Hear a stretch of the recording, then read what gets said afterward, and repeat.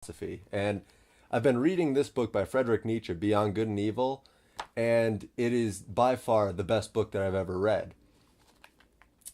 Now, when you're reading a book like this, it's a bit different than reading a book normally because most books will tell you flat out, the authors will just tell you exactly what they're trying to convey, exactly what they're trying to get across. And it's not every book, but it's more prominent in some books rather than others. And this is a book where it's like taking a walk in the forest and you're collecting gold coins, but you don't know how many are out there.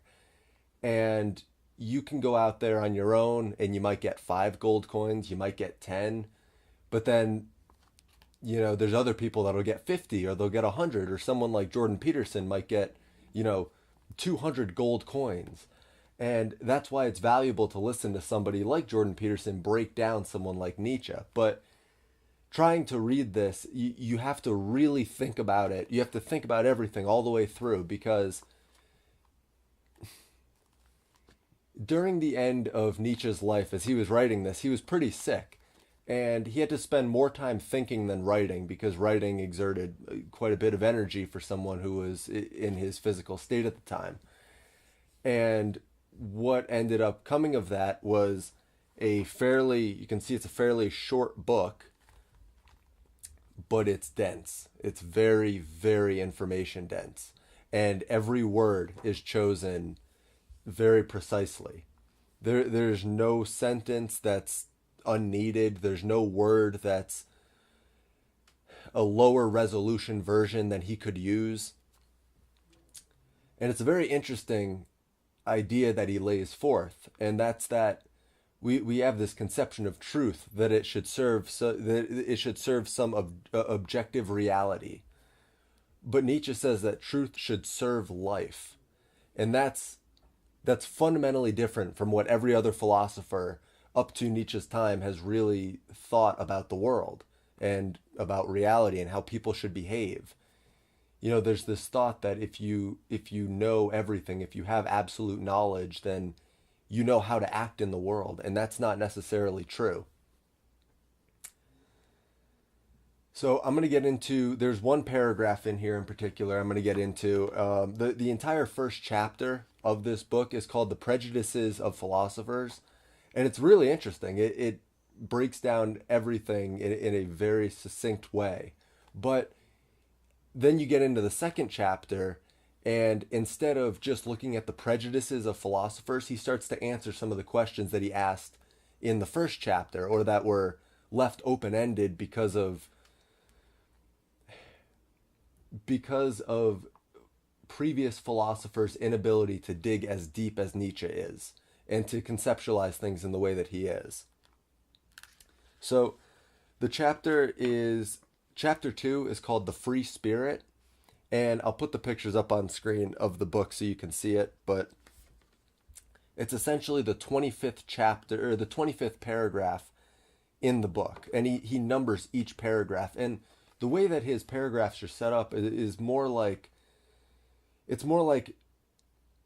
separate notions or epiphanies that he had that were then ordered in specific ways. So it's like each paragraph is its own thought, but it loosely builds on the previous thought and it sets up the next.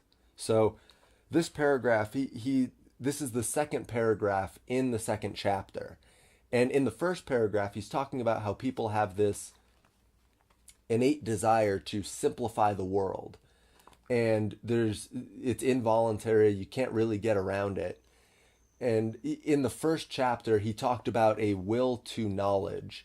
And he said that a will to knowledge is the result of some deeper impulse. And in the second chapter, he gets into what that deeper impulse is. And he says that it's a will to ignorance because people have this drive to simplify the world, to reduce things down and to make it easier. He says that one of the problems with language is that language sets up ignorance and knowledge like they're opposites, or like it's a dichotomy. And he says that that's not how it is. It's a scale. And all that knowledge is a refinement of ignorance.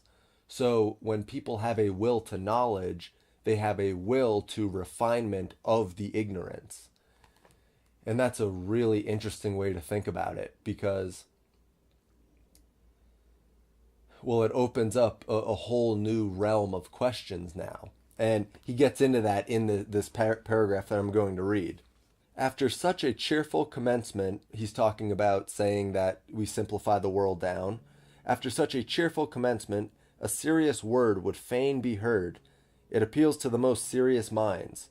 Take care, ye philosophers and friends of knowledge, and beware of martyrdom, of suffering for the truth's sake, even in your own defense. It spoils all the innocence and fine neutrality of your conscience. It makes you headstrong against objections and red rags.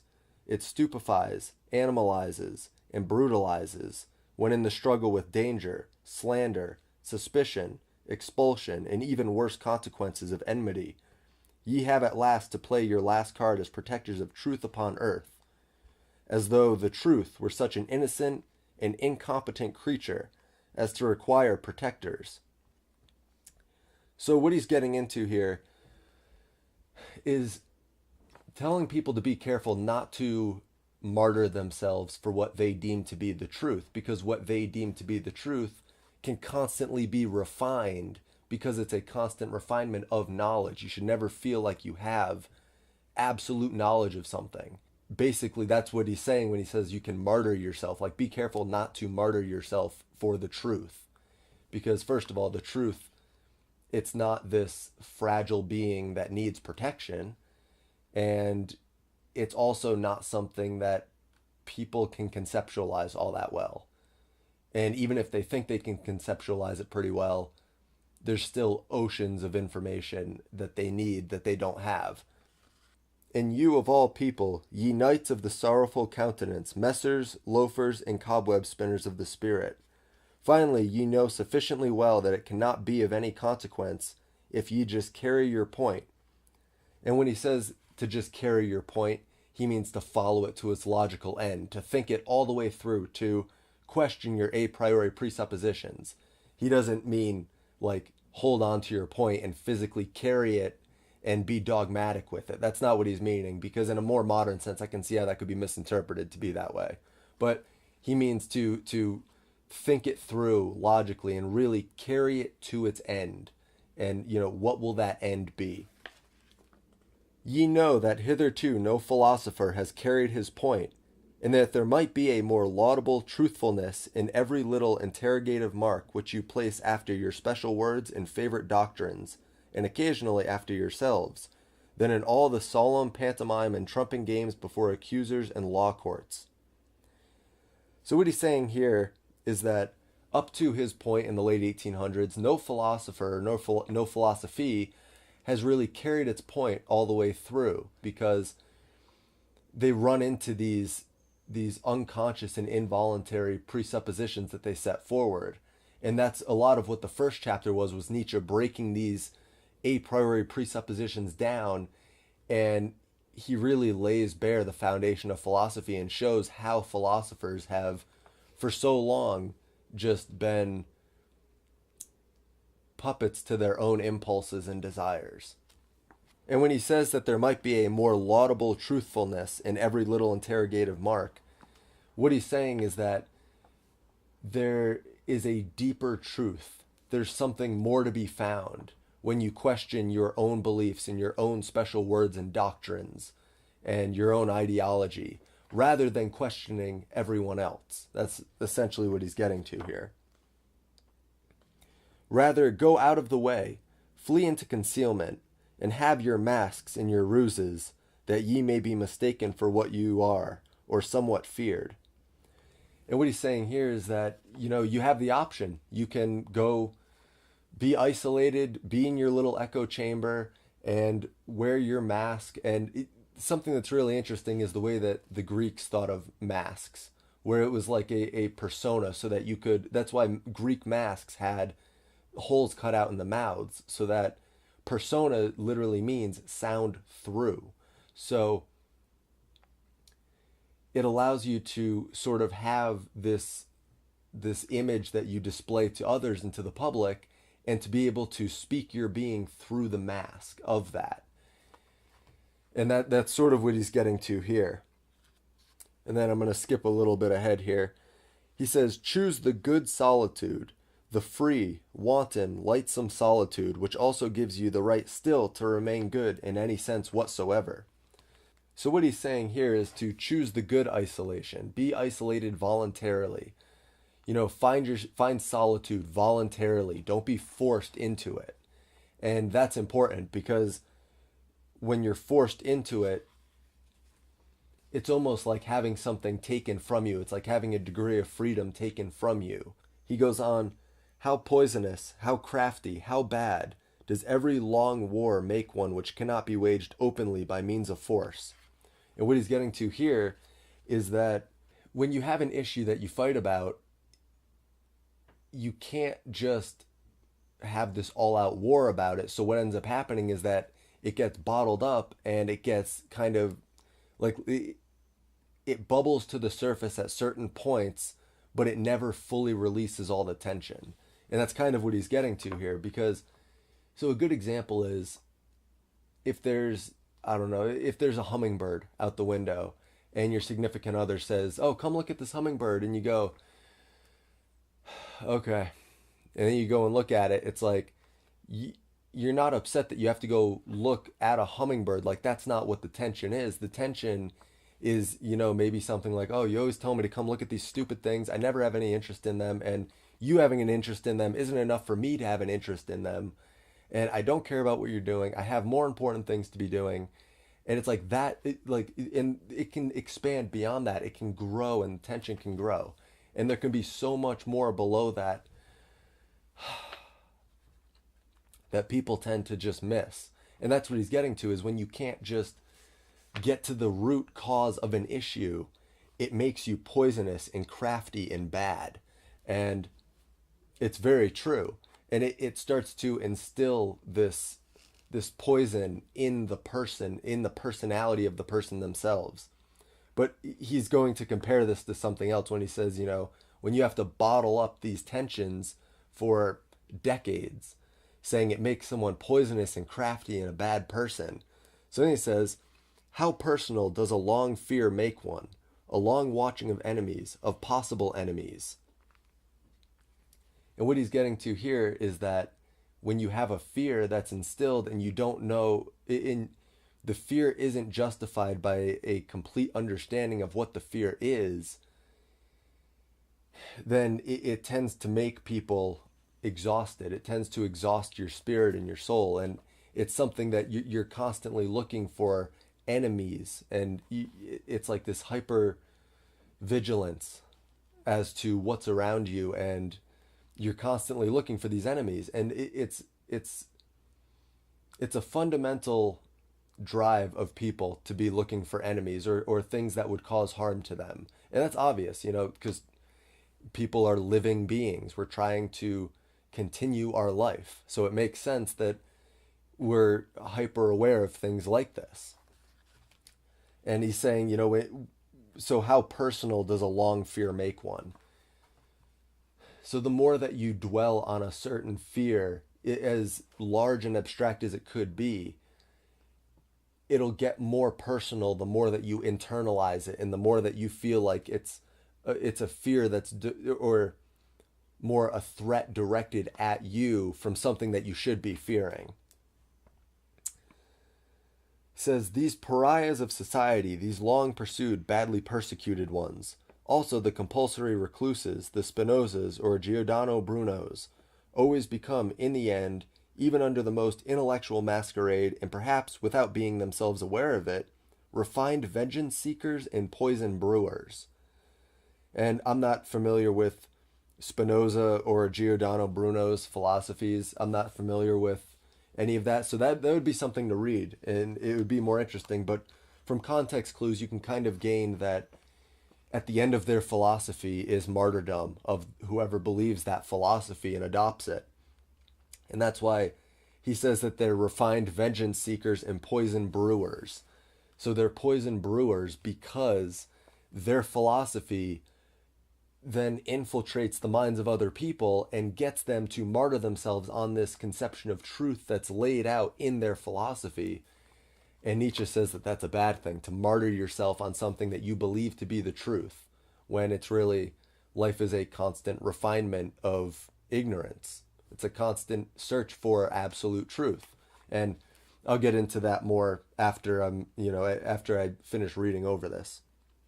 Okay, and to finish up that sentence, I'll start the sentence over, but it continues on. He says, okay, these pariahs of society, these long pursued, badly persecuted ones, also the compulsory recluses, the Spinozas or Giordano Brunos, always become in the end, even under the most intellectual masquerade, and perhaps without being themselves aware of it, refined vengeance seekers and poison brewers, not to speak of the stupidity of moral indignation, which is the unfailing sign in a philosopher that the sense of philosophical humor has left him. He's saying basically that when the philosophical humor has left a philosopher, it's a sign that they're no longer questioning their own philosophy. They're no longer questioning their own doctrines or their own ideology. And that it's basically nihilism, where you're taking an absolute, or it's nihilism in the sense that you're taking a certain nothing over an uncertain something.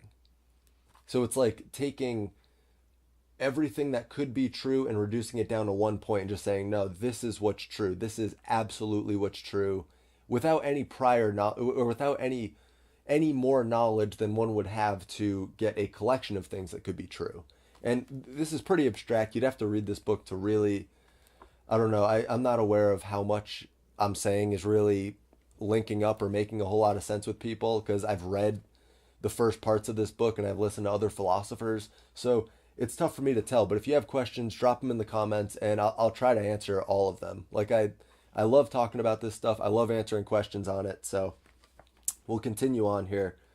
The martyrdom of the philosopher, his sacrifice for the sake of truth, forces into the light whatever of the agitator and actor lurks in him. So basically, when you martyr yourself, when you sacrifice yourself for some absolute truth, you're laying the foundation of who you are out for people to see. You're bringing whatever of, he says, the actor or the agitator lurks in somebody. So when you go to defend the truth, or what you believe to be the truth, when you go to martyr yourself on the truth, any anger that you have or any false pretenses that you hold that aren't logical, but you just hold them for any number of reasons, those come to the forefront and those are exposed now. So when somebody is angry or indignified, you now see who they really are. You now see what they're really trying to get to. And I don't know, in most people, that's not always something that they're aware that they're doing. Most of the times people don't know that that's what they're doing. And if you really want to get to know someone, you just listen to them. Just listen to them talk, because they'll tell you exactly what they're up to. And if one has hitherto contemplated him only with artistic curiosity, with regard to many a philosopher, it is easy to understand the dangerous desire to see him also in his deterioration. Deteriorated into a martyr, that is.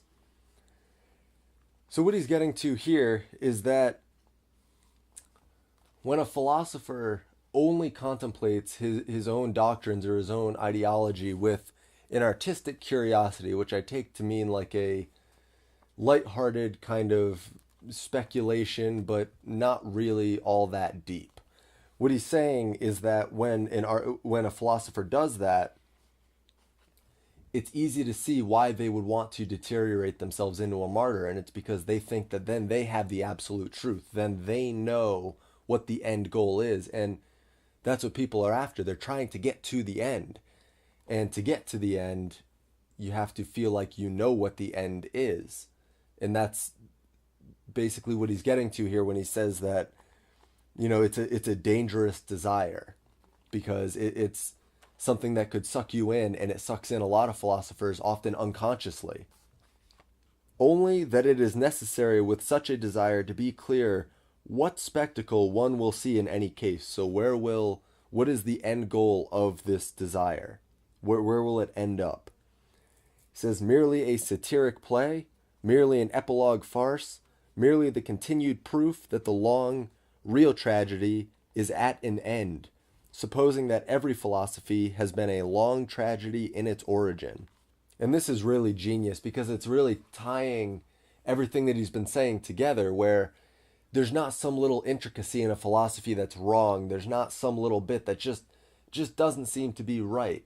It's the fact that a philosophy has an end. It's the fact that there is this absolute truth that they're offering, that they're saying people, believers of that philosophy, can martyr themselves on.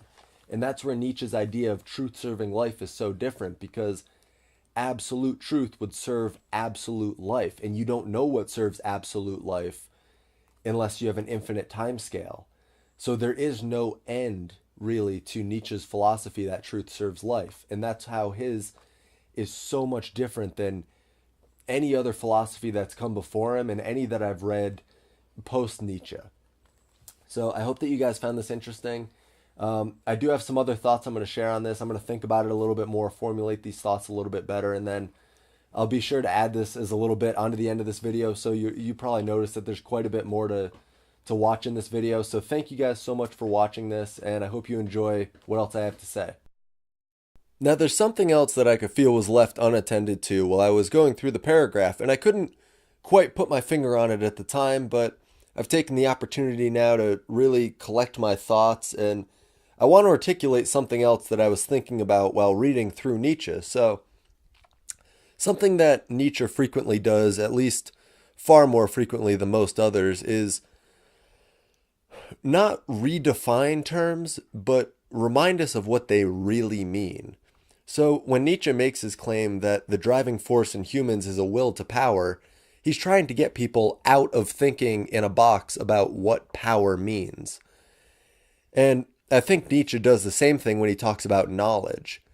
Scientifically minded people think of knowledge as something that yields an objective truth, when that isn't quite the entirety of what knowledge is. Knowledge is also partially society's subjective understanding of objective events. And since you can't group the thoughts of society together as being uniform, each needs to be considered separately. And this gets us to the idea that the West pioneered, that you can divide humans into fractal groups until you get to the individual, because every person is an individual at their core, partially because of the fact you're a cultural phenomena, partially because you're a biological phenomena, and partially because you have experiences independent of everyone else. So this means that to understand society's view of something, you need everyone's complete subjective understanding of their objective reality. Now you could say, well, who cares about that? What does it matter what other people think? And I would say the answer to that is quite clear. You care. Understanding how other people subjectively feel about objective events is how we as individuals are able to align our desires and impulses with those of other people. And aligning our desires is critical, because otherwise we'd constantly be at war, either literal war the way that we think of it now, or just internal wars between people.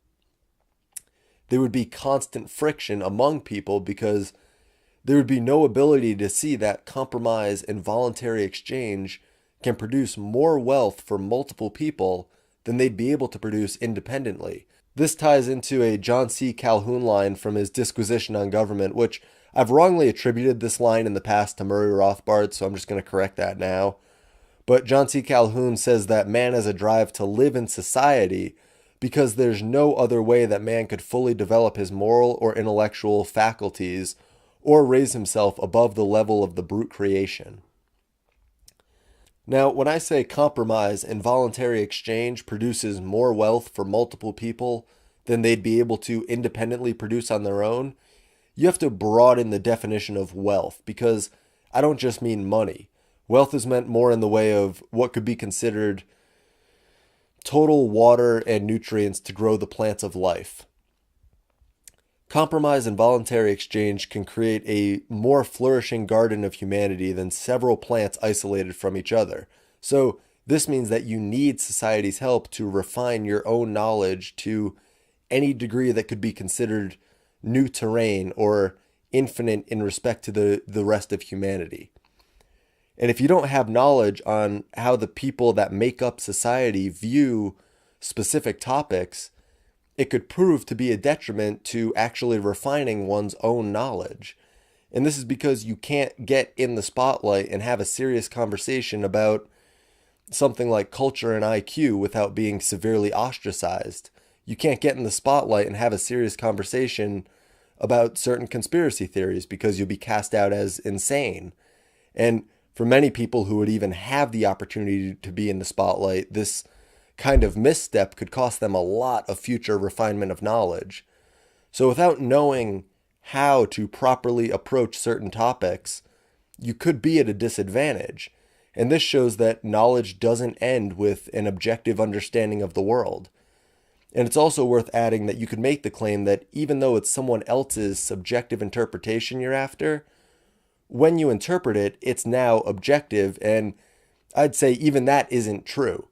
If you understand someone else's subjectivity objectively, then do you really understand them? Is it really the same unconscious processes at work? I'd say no. People are engulfed by an ideology, and without understanding the impulses that govern their thought processes and how those work in tandem with each other, there's a key element missing. It's similar to the difference between objectively knowing you should do something and knowing at the core of your being you should do something. It's like a New Year's resolution. You objectively know what you should do, but to really do it effectively, you need to reorganize your value structure, or at the least manipulate the current value structure to include refinements. And an example of what I mean with that statement is that if a piece of your value structure is be healthy, then new information can change how you work towards that goal without actually changing that goal.